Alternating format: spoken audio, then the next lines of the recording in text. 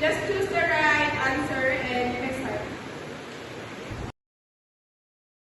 Pass your paper.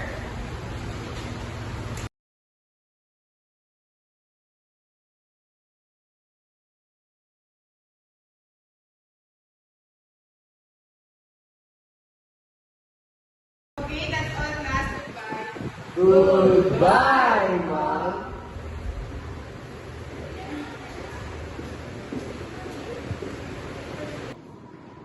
Te, ano sagot mo sa one? Division. Bakit division? Yun naman talaga yung sagot doon eh. Sagot ko dun composition. Yeah. Uy, ano sagot na ako? Division. Division. Composition. Mali ka. Mali kayo. Appeal to the people. In the first scene, this is an example of the appeal to the people fallacy, which occurs when a person's argument or situation is dismissed based on irrelevant personal characteristics rather than the actual facts.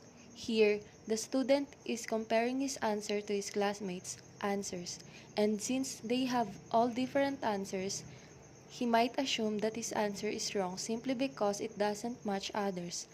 However, this doesn't actually provide evidence of the answer being right is relying on peer conformity rather than the validity of the answer itself.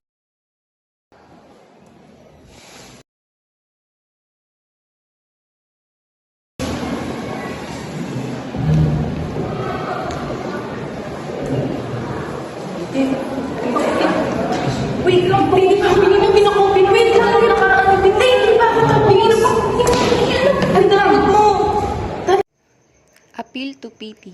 The second scene is an example of the appeal to pity fallacy, which involves attempting to win support or persuade others by invoking feelings of sympathy or pity, rather than using logical reasons.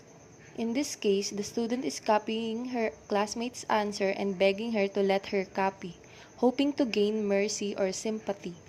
Instead of addressing the merits of the answer, she tries to manipulate the classmates into allowing her to copy by obtaining pity. Uy, may nalaman ako. May nalaman ako.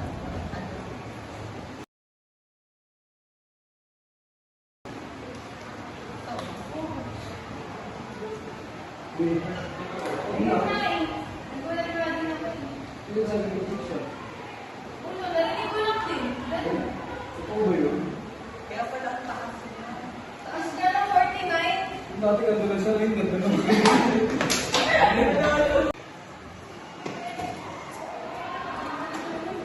Nandiyan siya sa labas. Diyan siya. Bibili, check ka daw ka sa quiz.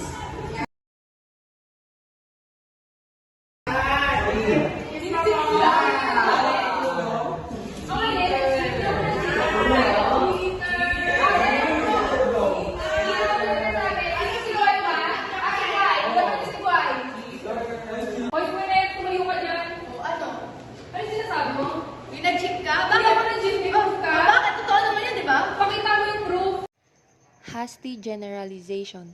The third scene shows a hasty generalization, which happens when a broad conclusion is drawn from a small or unrepresentative sample. In this scenario, there's a rumor spreading in the classroom that one student cheated on the exam. However, the rumor lacks solid proof and is based on limited information. The class is jumping to the conclusion that the student cheated without sufficient evidence, which exemplifies the hasty generalization fallacy. Here is the summary of our short video.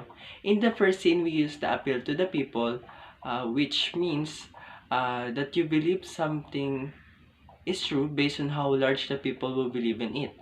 In the second scene, we use the appeal to pity, which means they use people's emotion or guilt to agree with them.